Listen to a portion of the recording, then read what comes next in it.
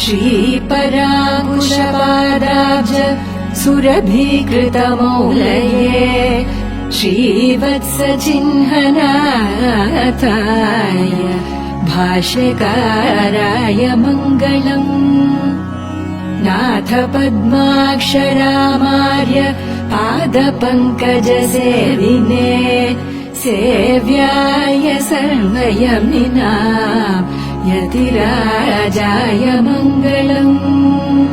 पूर्णाय पूर्णकरुणापात्र आयामित तेजसे मालाधर प्रियायास्तु यतिराजाय मङ्गलम्।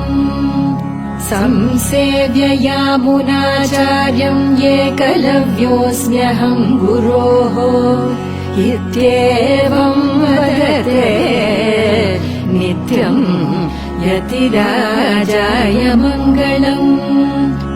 श्रीकाञ्चीपूर्णविश्रोक्त रहस्यार्थविदे सदा देवराजप्रियायास्तु यतिराजाय मङ्गलम्।